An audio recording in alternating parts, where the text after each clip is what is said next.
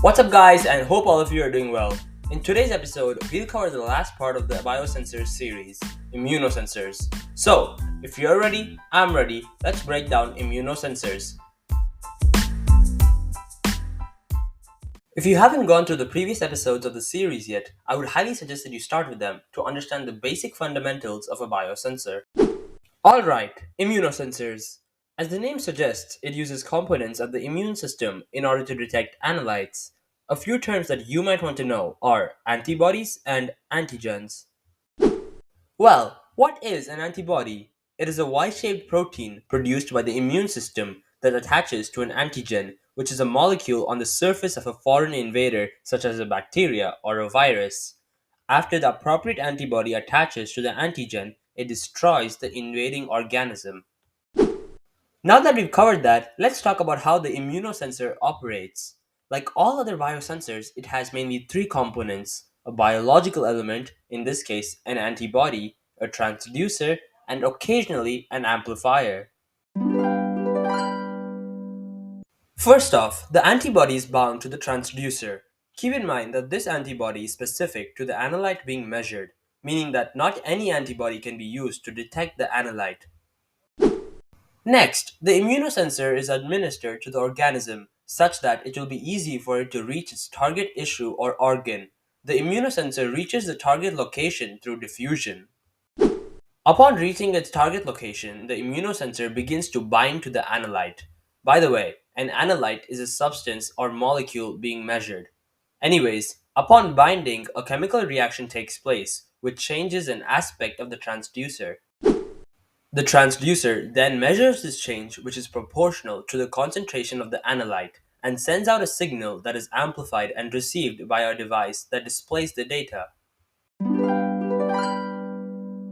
Let's take an example for better understanding, shall we? Suppose we are tasked with diagnosing a patient to understand whether they have HIV or not. First off, we would choose an antibody that is capable of binding to the antigens on the HIV virus's surface. We can choose from a variety. However, for this example, we'll go with antibody GP120. Next, we would immobilize the GP120 antibody to a transducer and administer the immunosensor to the patient. Then, we would simply wait for the magic to happen. Let's now look at the POV of the immunosensor while you wait for the results. The immunosensor rapidly diffuses until it comes in contact with the HIV virus antigen. If there is an HIV virus, upon coming in contact with the biosensor, the binding would occur immediately and the biosensor would signal the presence of the virus. However, if there is no HIV virus, there would simply be no signal transmitted from the transducer, which would portray the absence of the virus.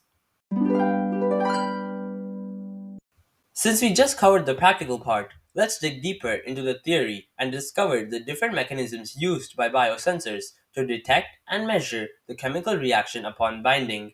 We've already gone over a few of them in the previous episode, so this time we'll talk about a few new and unique ones. Microgravimetric immunosensors. These immunosensors use transducers capable of measuring the change in mass of the immunosensor upon binding. While they're extremely high quality and accurate, they're also quite expensive. Next up, we have quantum dot immunosensors. I know the name sounds fancy, and that's because it is. They use semiconductor nanocrystals known as quantum dots to measure the concentration of the analyte. The chemical reaction causes a change in the environment of the biosensor, and this change causes the quantum dots to emit light of a differing wavelength, which is measured to determine the concentration of the analyte.